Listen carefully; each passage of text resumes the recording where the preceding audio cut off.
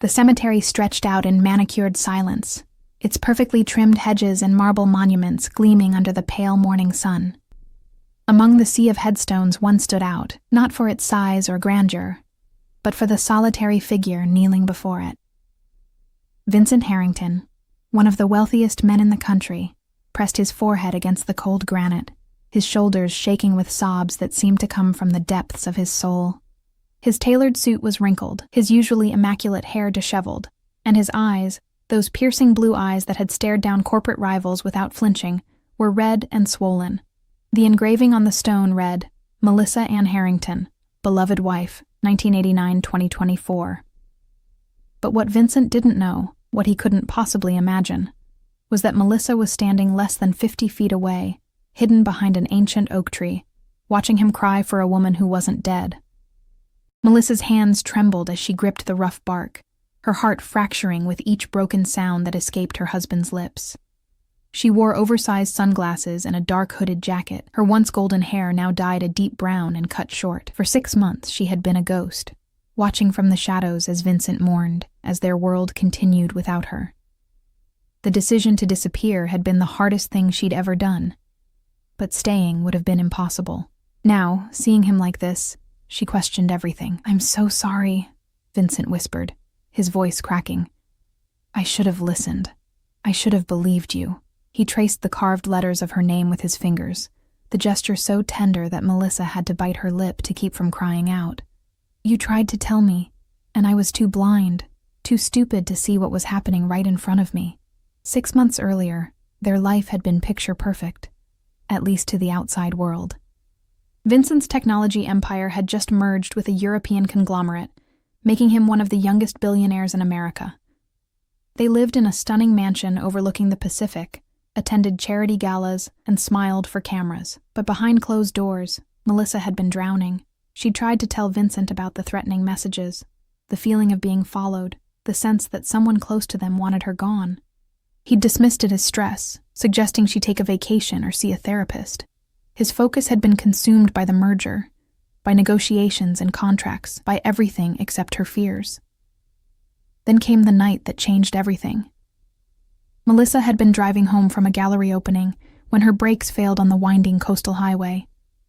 The car had plunged toward the cliff's edge, and in those terrifying seconds, she'd known it wasn't an accident. At the last moment, she'd managed to jump from the vehicle, rolling into the thick brush as the car exploded into flames below. Bruised and bleeding, she'd made a split-second decision. If someone wanted her dead, they'd keep trying until they succeeded. Unless they believed they'd already won. A homeless veteran named Frank had found her that night, wandering in shock along the beach. Instead of taking her to a hospital, he'd brought her to a shelter run by a woman named Dorothy, who asked no questions. Melissa had given them a fake name, Clara, and spent 3 days in a fog of pain and confusion before the clarity hit. She'd seen the news reports. Billionaire's wife dies in tragic accident. Vincent's tear-stained face at a press conference. The funeral arrangements. And beneath the grief, she'd noticed something else in the footage. Relief on certain faces. Particularly on the face of Preston Cole, Vincent's business partner and supposed best friend. Preston had been part of their lives for over a decade. He'd been Vincent's college roommate, the best man at their wedding, the godfather to the child they'd hoped to have someday. But in the months before her death, Melissa had begun noticing things. The way Preston looked at her when Vincent wasn't watching. Not with desire, but with calculation. The hushed phone conversations that ended abruptly when she entered a room.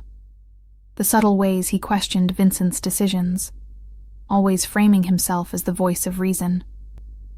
She'd tried to tell Vincent her suspicions, but he'd laughed them off. Preston was family, he'd said. Preston would never hurt them. Now, watching Vincent break down at her grave, Melissa understood the full weight of what she'd done. In trying to stay alive, she'd killed him in a different way. The man kneeling before the headstone was a shadow of the vibrant, confident person she'd married. His company was suffering. She'd followed the news obsessively. He'd withdrawn from public life, and according to the snippets of conversation she'd overheard during her careful surveillance, he blamed himself entirely for her death. "I've barely slept since you left," Vincent continued.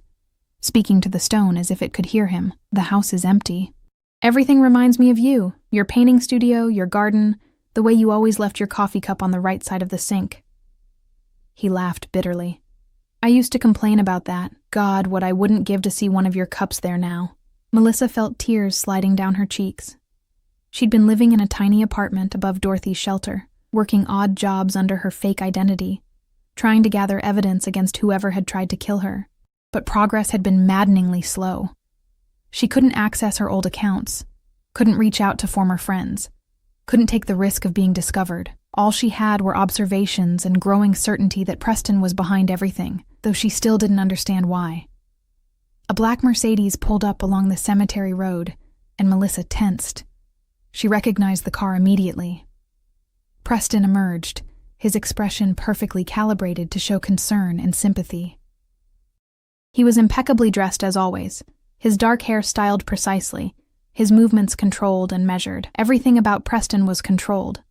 That's what had eventually made Melissa suspicious. Real emotions were messy. Preston's never were. "Vincent," Preston called out softly as he approached. "I thought I might find you here." Vincent didn't look up, didn't acknowledge his friend's presence.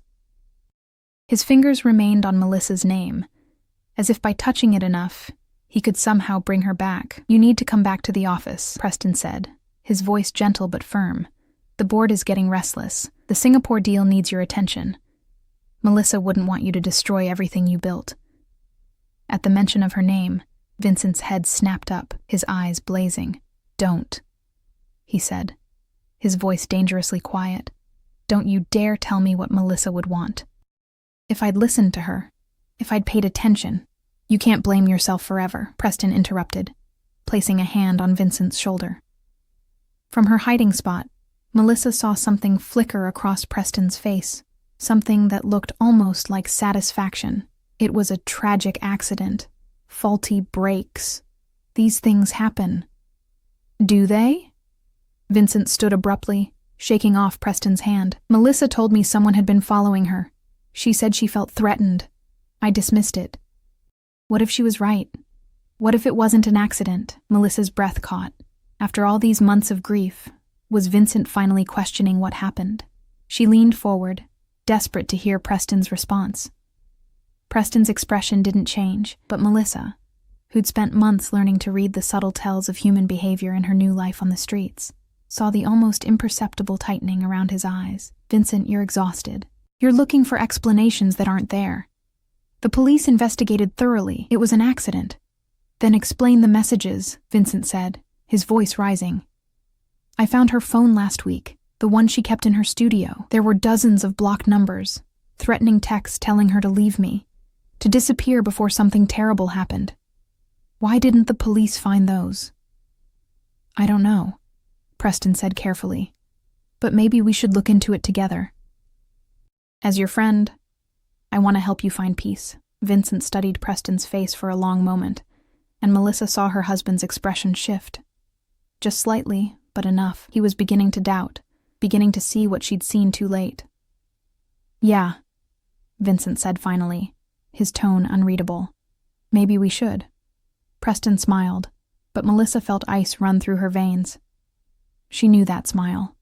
She'd seen it before, in the days before her brakes failed, when she'd told Vincent she was going to hire a private investigator to look into the threats. Preston had been there that evening, had insisted it was unnecessary, had poured them all wine to celebrate Vincent's latest success. She'd barely touched hers, feeling sick, but Vincent had finished his glass and Preston's. The next morning, she'd received a final text, last warning, run or die. As the two men walked back toward their cars, Vincent leaning heavily on Preston's arm, Melissa made her decision. Hiding had kept her alive, but it was destroying the man she loved. She needed to find proof of Preston's involvement, and she needed to do it fast. Vincent was getting close to the truth, which meant Preston would have to act, and this time, Vincent might be the target. She waited until both cars disappeared before stepping out from behind the tree. Walking to her own grave felt surreal, like stepping between two worlds. She knelt where Vincent had knelt, placing her hand on the cold marble. "I'm coming back," she whispered, I promise. Just hold on a little longer." But as she stood to leave, something caught her eye. A fresh flower arrangement she hadn't noticed before, placed just that morning. The card read, "To Melissa, who knew too much. Rest in peace." It wasn't signed, but Melissa recognized the handwriting. It was Preston's. Her blood ran cold as the implication sank in. Preston knew. Somehow, he knew she was alive. Melissa's hands shook as she photographed the card with the cheap prepaid phone she'd bought weeks ago. The message wasn't just a taunt. It was a warning. Preston knew she was alive, which meant he'd been watching, waiting. Every careful step she'd taken to remain hidden had been for nothing. She glanced around the cemetery, suddenly hyper-aware of every shadow, every rustle of leaves. How long had he known? Was he watching her right now? She forced herself to walk calmly toward the cemetery gates, resisting the urge to run. Running drew attention, and attention meant danger. Her mind raced through the possibilities. If Preston knew she was alive, why hadn't he told Vincent? Why continue the charade of the grieving best friend? The answer came to her with chilling clarity. Because Vincent still trusted him. As long as Vincent believed Melissa was dead and Preston was his loyal friend, Preston maintained control. But if Melissa revealed herself now, without proof of Preston's crimes, it would be her word against his. And Preston had spent years building his credibility while she'd spent 6 months as a ghost. The small apartment above the shelter felt even more cramped than usual when Melissa returned. She'd grown accustomed to the peeling wallpaper, the drafty windows, the sounds of the city filtering up from the streets below. It was nothing like the mansion she'd shared with Vincent, but it had been safe. Now, nowhere felt safe. She spread out the evidence she'd collected over the past months on the worn wooden table. Printed news articles, notes from her observations, a timeline she'd constructed of Preston's movements. It all pointed to Preston's involvement, but nothing was concrete enough to take to the police, nothing that couldn't be explained away by a skilled lawyer. Dorothy knocked on the door, her weathered face creasing with concern when she saw Melissa's expression. The older woman had become more than just a shelter operator. She'd become a confidant, one of the few people who knew Melissa's real identity. "What happened?" Dorothy asked, setting down a container of soup. "He knows I'm alive," Melissa said, showing Dorothy the photograph of Preston's card. "I don't know how, but he knows." Dorothy pulled out a chair, her movements deliberate. At 73, she'd seen enough of life's cruelty to remain calm in crisis. Then it's time to stop hiding and start fighting. "You've been gathering breadcrumbs when you need to find the whole loaf. I don't know how," Melissa admitted, her voice breaking. "I've tried everything I can think of. I can't access bank records without revealing I'm alive. I can't hack into phones or computers. That's not me. I'm an artist, Dorothy. I paint. I don't know how to expose corporate fraud or prove attempted murder." "No," Dorothy agreed. "But you know people. You spent years in Vincent's world, meeting executives and lawyers and politicians. Someone in that circle knows something, or suspects something. You just need to find them." Melissa thought back to the endless charity dinners, the corporate parties, the carefully orchestrated social events that had been part of her life as Vincent's wife. Most of those people had been acquaintances at best, their smiles as polished as their jewelry. But there had been a few genuine connections. Margaret Chen, the sharp-eyed corporate attorney who'd once pulled Melissa aside at a gala to warn her that someone was spreading rumors about her spending Vincent's money recklessly. Harold Westbrook, the elderly board member who'd treated Melissa like a granddaughter and had seemed disturbed by Preston's increasing influence. And then there was Brianna Torres, Vincent's executive assistant, who'd always been kind, but had started acting nervous around Preston in the months before Melissa's death. "Brianna," Melissa said suddenly. "Vincent's assistant. She saw everything that happened in that office. If Preston was making moves against Vincent, planning something, she might have noticed." "Can you trust her?" Dorothy asked. "I don't know," Melissa admitted, "but she cared about Vincent. I remember once she stayed late to help organize a surprise party for his birthday, completely on her own time. She's loyal to him, not to Preston." Dorothy nodded slowly. "Then you need to reach out, carefully." Over the next 3 days, Melissa watched Brianna's movements. The assistant maintained a rigid schedule, Arriving at Vincent's downtown office at 7:30 each morning, leaving at 6 in the evening, stopping at the same coffee shop on Tuesdays and Thursdays. Melissa chose Thursday, positioning herself at a corner table with a clear view of the door. When Brianna entered, Melissa's heart hammered against her ribs. This was the moment. Either Brianna would help, or Melissa's cover would be completely blown. Brianna ordered her usual vanilla latte and turned toward the seating area. Melissa pulled down her sunglasses just enough for their eyes to meet. The recognition was instantaneous. The cup slipped from Brianna's hands, hot coffee splashing across the floor. Other patrons turned to look, but Melissa kept her gaze steady on Brianna's face, watching shock give way to disbelief, then to something that looked like hope. "I'm sorry," Brianna stammered to the barista, grabbing napkins with shaking hands. "I'm so clumsy." Her eyes never left Melissa's face.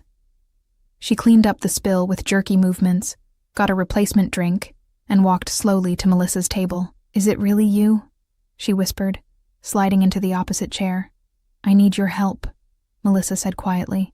"And I need you to promise that you won't tell anyone, not even Vincent. Not yet."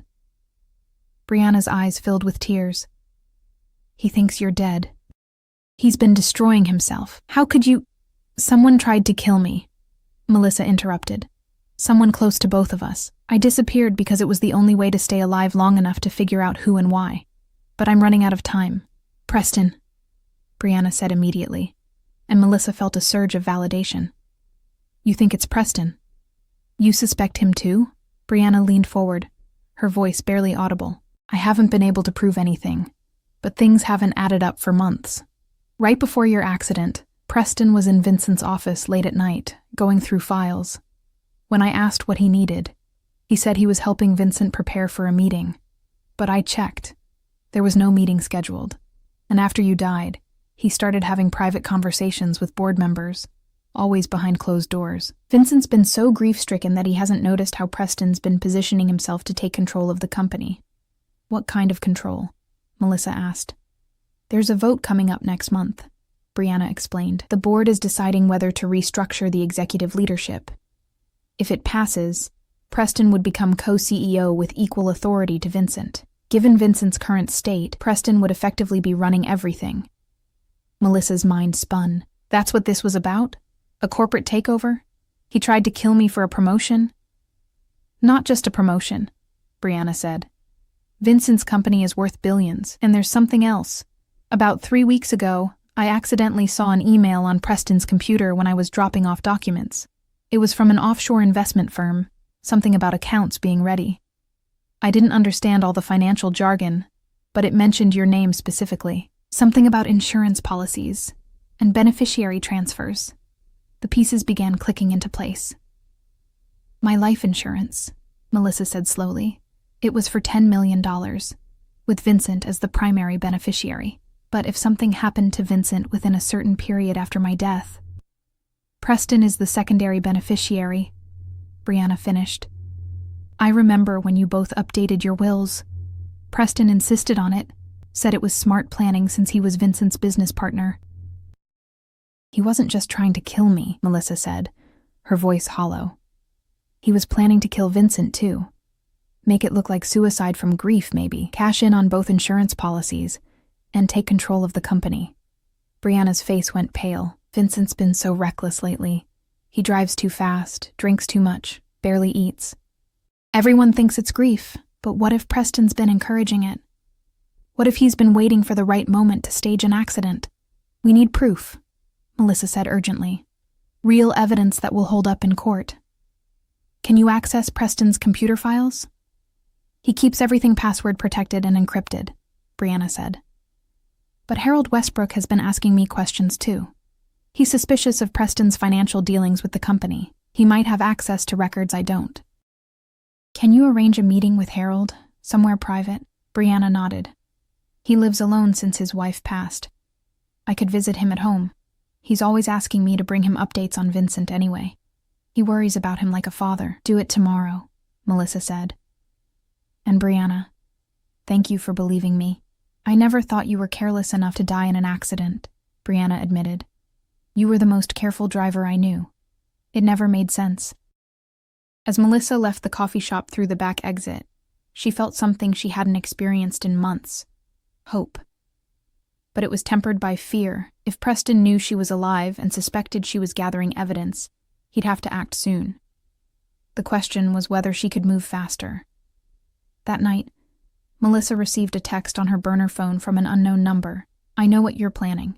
Stop now, or Vincent dies tomorrow. You can't save him from what's coming." She stared at the message, her blood turning to ice. Preston wasn't just watching, he was already making his move. Melissa didn't sleep that night. She sat at her window watching the street below, the burner phone clutched in her trembling hand, replaying Preston's threat over and over. Vincent dies tomorrow. The words were unambiguous, final. She'd spent 6 months hiding to stay alive, and now the man she'd been trying to protect was hours away from becoming Preston's next victim. Every instinct screamed at her to run to Vincent, to warn him, to throw herself between him and whatever Preston had planned. But showing up alive without proof would accomplish nothing.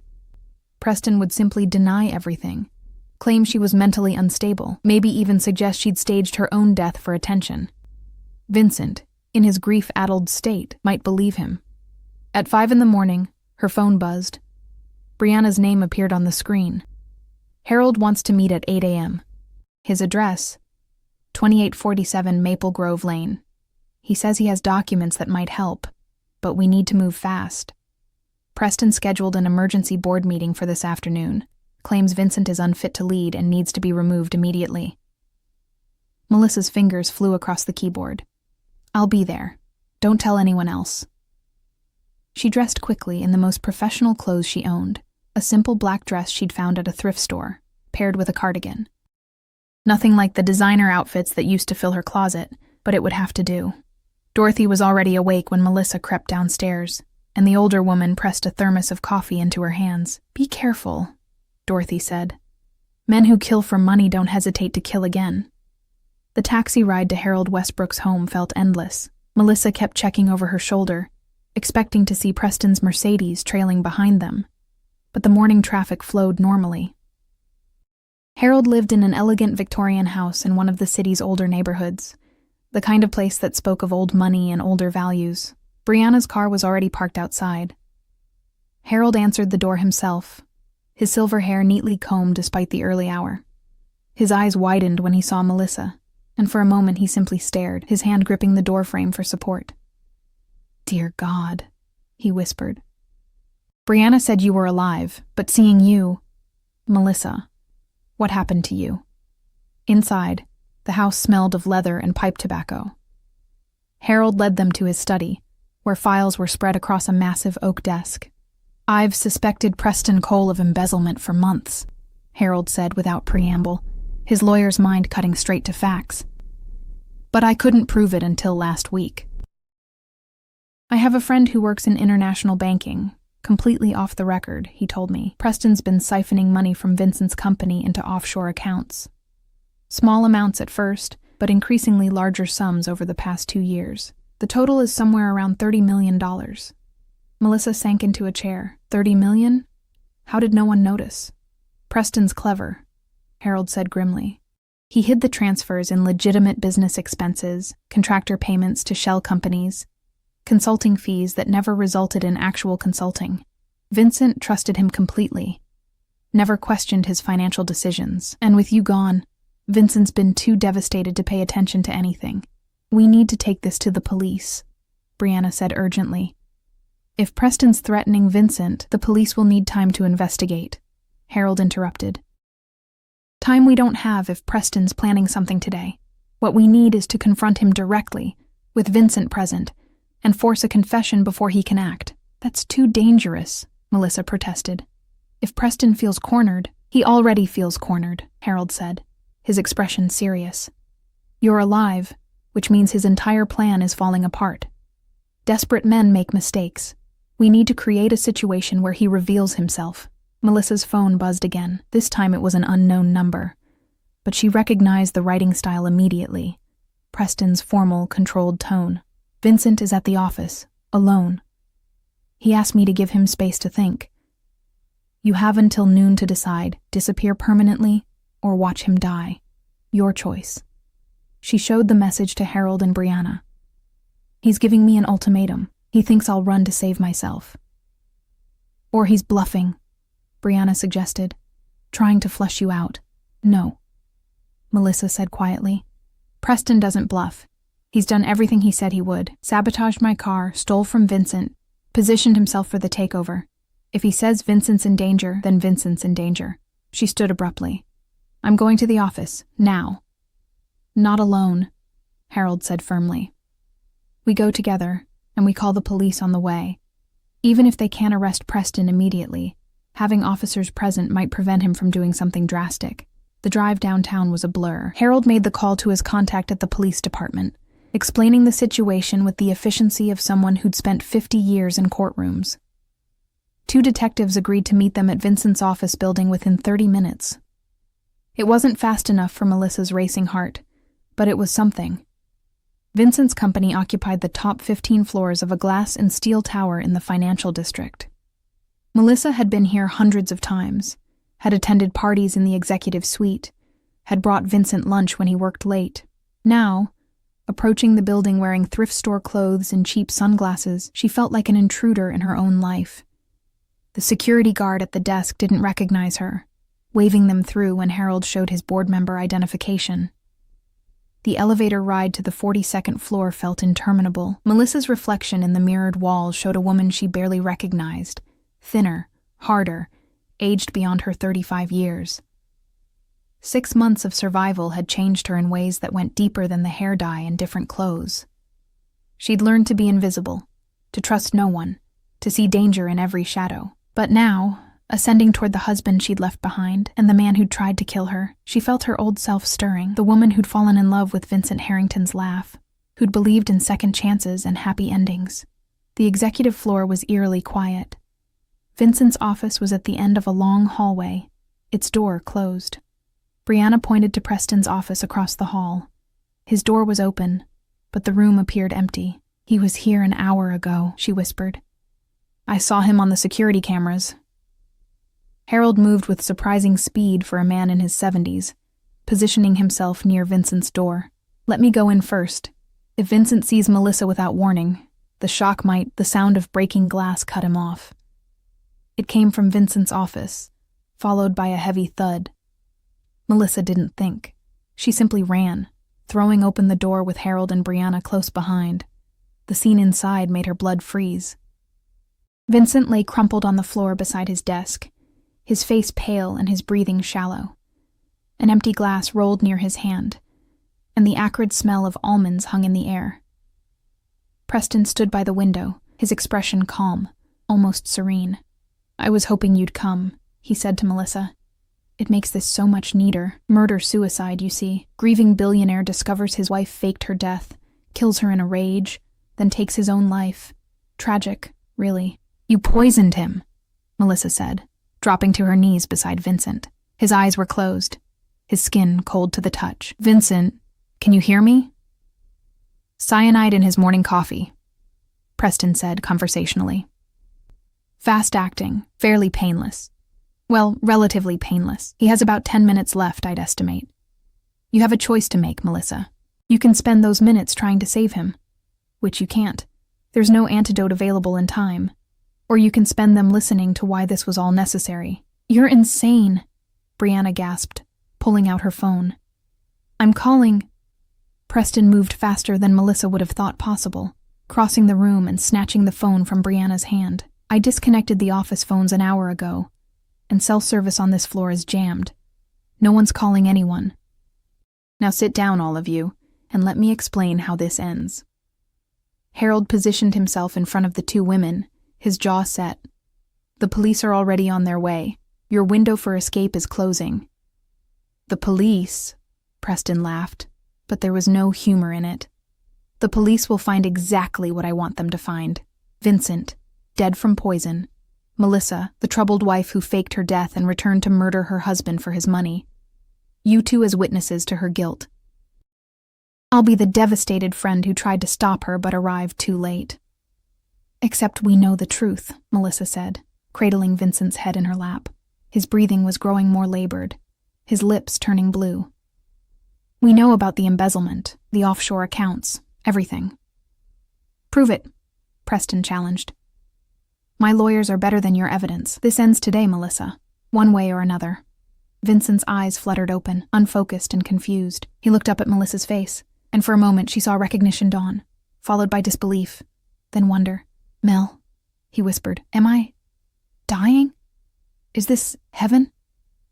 No, Melissa said fiercely, tears streaming down her face. You're not dying. I won't let you die. But even as she said it, she felt his body growing heavier in her arms, his breathing more irregular. Preston was right. Without immediate medical intervention, Vincent had minutes left. And they were trapped on the 42nd floor with a murderer who had nothing left to lose. Then Harold did something unexpected. The elderly man reached into his jacket and pulled out a small recording device, its red light blinking steadily. I've been recording since we entered this room, he said quietly. Every word you've said, Preston. Every confession. Preston's composure finally cracked. His face contorted with rage as he lunged for Harold, but the older man was ready. He threw the recorder to Brianna, who caught it and ran for the door. Preston changed direction, chasing after her, but the office door burst open before he could reach it. 2 police detectives stood in the doorway, their weapons drawn. Behind them, paramedics rushed in with medical equipment. Everyone step back, one detective ordered. Mr. Cole, put your hands where we can see them. The next few minutes dissolved into chaos. The paramedics descended on Vincent, administering emergency treatment while shouting medical terminology Melissa didn't understand. Preston was handcuffed and read his rights, his face now a mask of cold fury.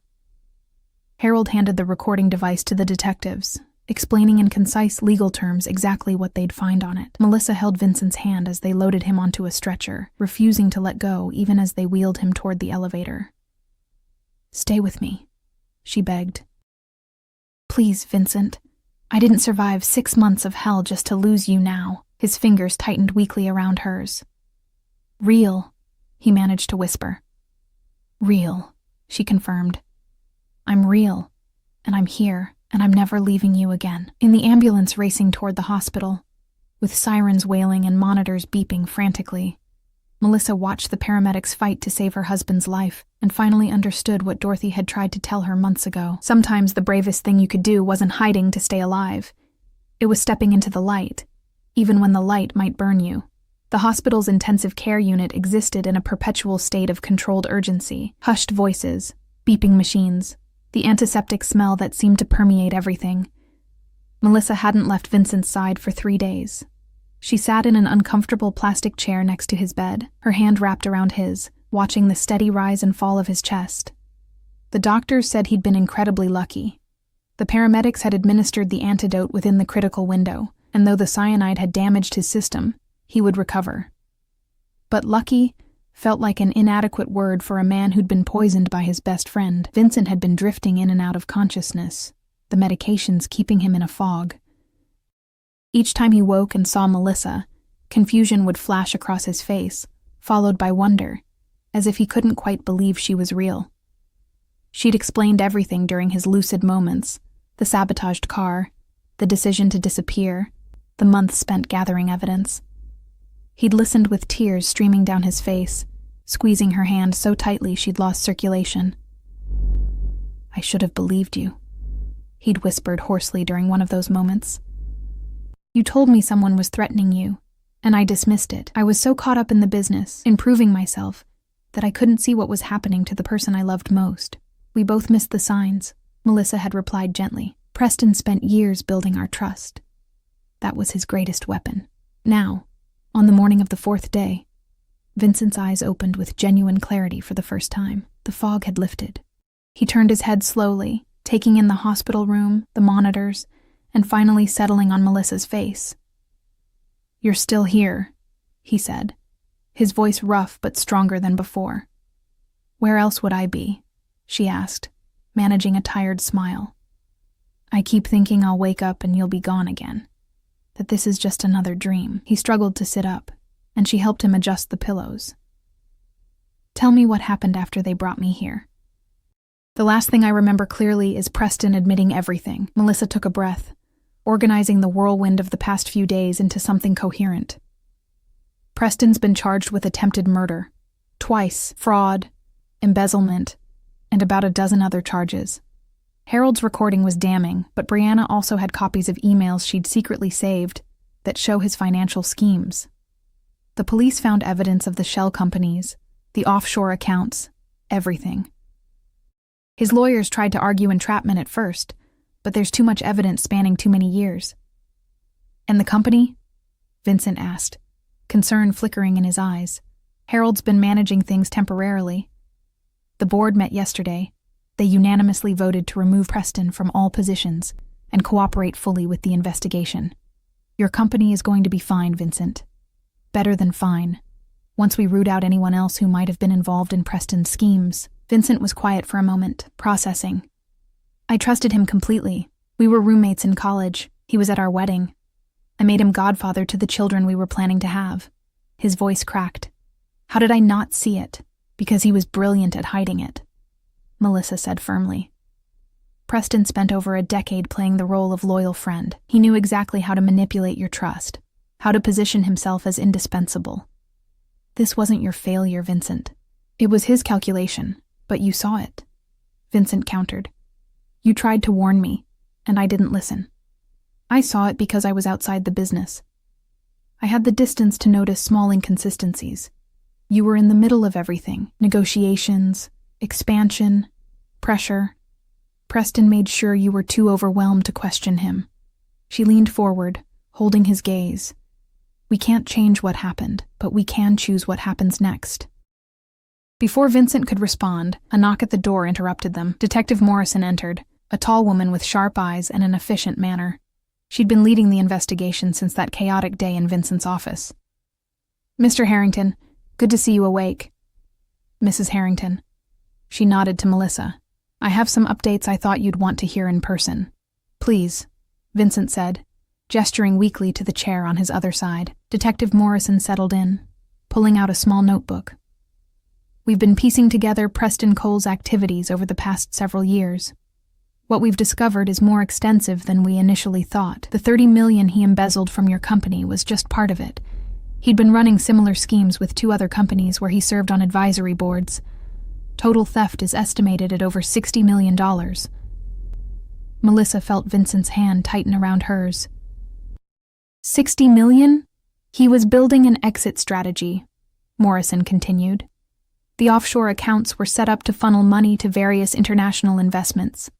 We believe his plan was to fake his own death eventually, after eliminating both of you and consolidating control of your company.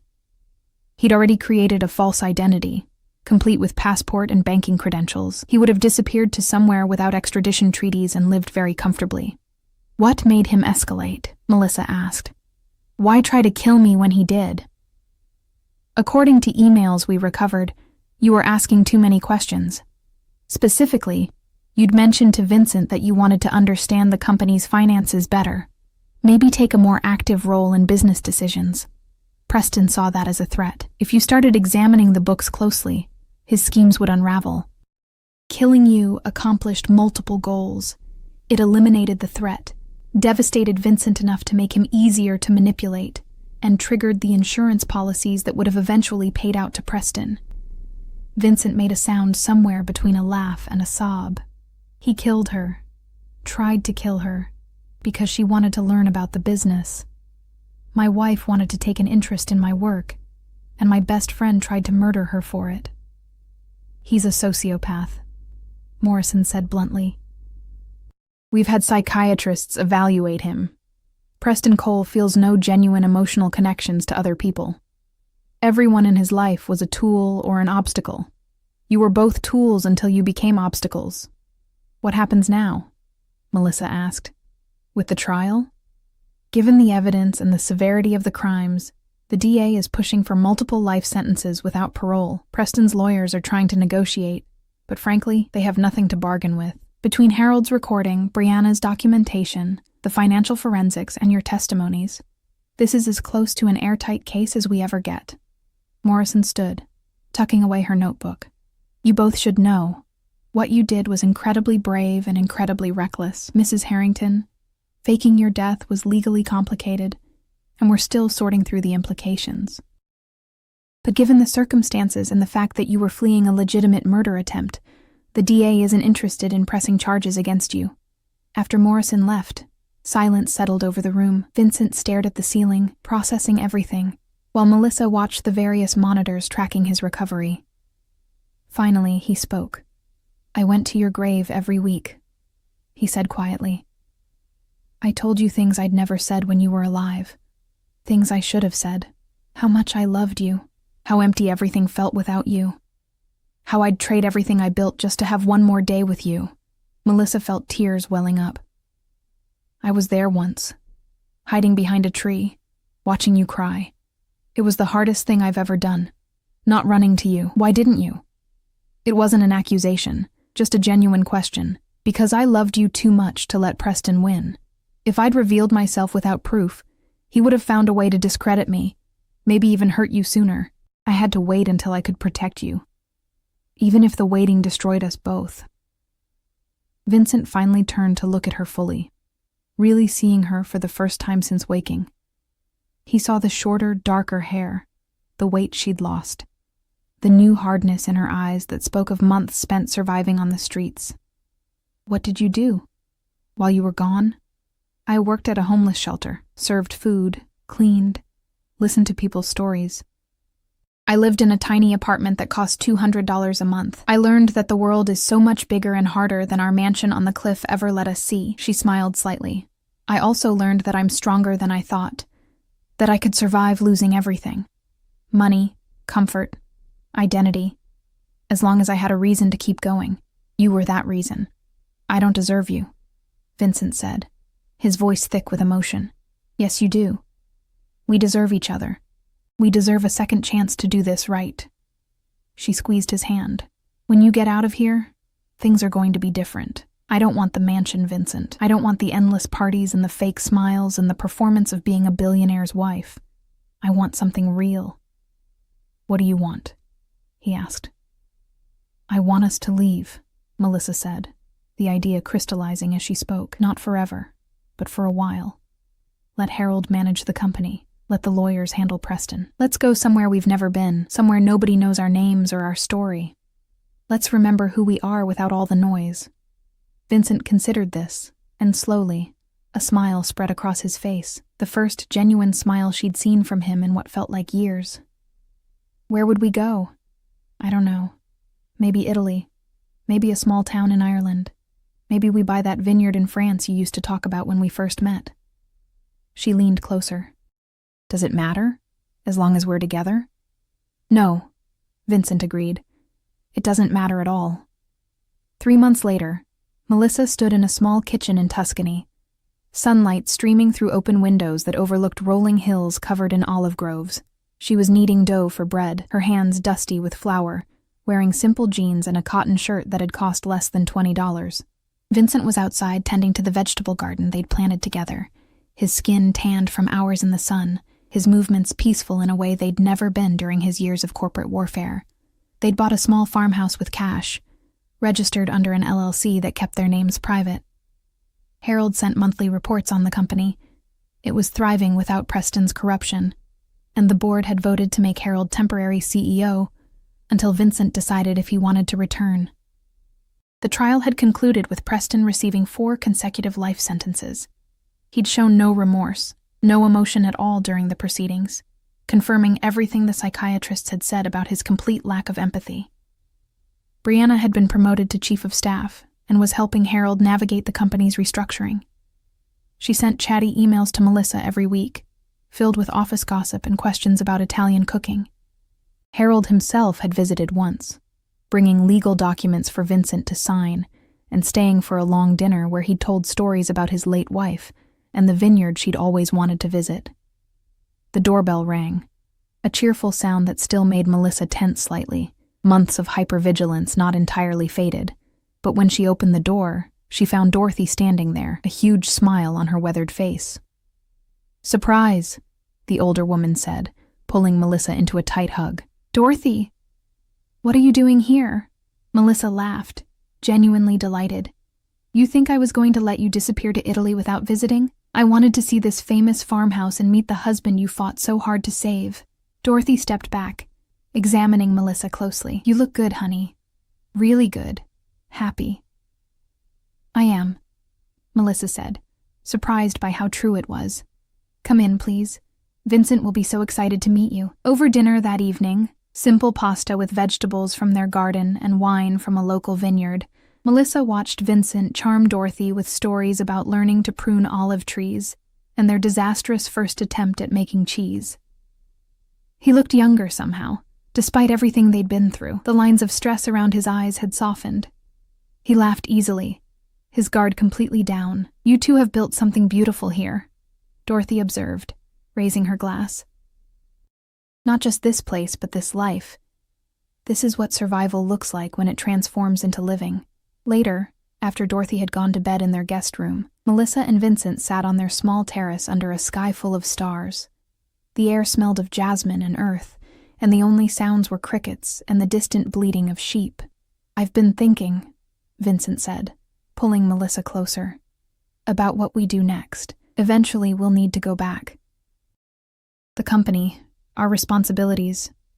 But not yet, Melissa interrupted gently. Not yet, he agreed. But when we do, I want to do something different. I want the company to mean something beyond profit. Harold's been talking about shifting towards sustainable technology, using our resources to actually help people. And I want us to support Dorothy's shelter, places like it. I want to remember what you learned during those 6 months. That we're not separate from the world, Melissa said. That privilege is an accident of birth, not a measure of worth. Exactly. Vincent was quiet for a moment. I also want to have a family, if you still want that. Children who grow up knowing that love matters more than money, that people matter more than success. Melissa placed her hand over her stomach, where a secret had been growing for the past few weeks. She'd been planning to tell him, waiting for the right moment. What if I told you that's already happening? Vincent's eyes widened, understanding dawning. Really? We're, she confirmed, laughing at his expression of pure joy. About 8 weeks along, I found out last week. He pulled her into his arms, holding her as if she might disappear again. A second chance, he whispered. That's what this is. For everything. For everything, Melissa agreed. As they sat there under the Tuscan stars, Melissa thought about the journey that had brought them to this moment, the fear, the loss, the desperate months of survival, the terrible day in Vincent's office when she'd thought she'd lose him forever, the slow rebuilding of trust and love that had happened in this quiet farmhouse far from their old life. She thought about Preston, sitting in a prison cell, having gained nothing and lost everything because he'd never understood the one thing that actually mattered. That real wealth wasn't measured in money or power, but in the connections we forge with other people, in the love we give and receive, in the courage to start over when everything falls apart. Vincent had cried at her grave, believing he'd lost her forever. But death, Melissa had learned, wasn't always the end. Sometimes it was a doorway to a new beginning. Sometimes you had to lose everything to discover what you truly needed. Sometimes the only way to save what you loved was to let it go, trust it would come back, and fight like hell to make sure it did. What are you thinking about? Vincent asked, noticing her distant expression. Happy endings, Melissa said, smiling, and how they're never really endings at all, just new chapters. Vincent kissed her forehead, his hand resting gently on her stomach where their future was growing. Then let's make it a good chapter, the best one yet. And there, in a small farmhouse in Tuscany, with the stars wheeling overhead and the scent of jasmine in the air, that's exactly what they did. The hospital waiting room smelled of antiseptic and stale coffee. Melissa sat with her hands clasped tightly in her lap, still wearing the thrift store dress that now bore coffee stains and wrinkles from hours of sitting. Harold had gone to speak with the detectives, giving his statement about Preston's confession and the evidence he'd collected. Brianna sat beside Melissa, occasionally squeezing her hand, but mostly maintaining a respectful silence. The minutes stretched into hours, each one feeling like an eternity. A doctor finally emerged through the double doors, his expression carefully neutral in that way medical professionals learn to master.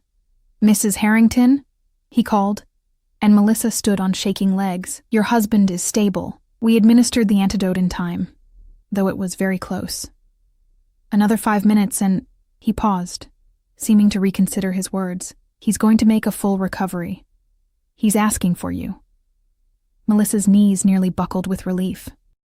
Brianna caught her arm, steadying her, and the doctor led them down a long corridor to a private room. Vincent lay in the hospital bed, an IV in his arm and monitors tracking his vital signs, but his eyes were open and alert. When he saw Melissa, tears spilled down his cheeks. "You're really here," he said, his voice rough. "I thought I was hallucinating. I thought the poison was making me see things."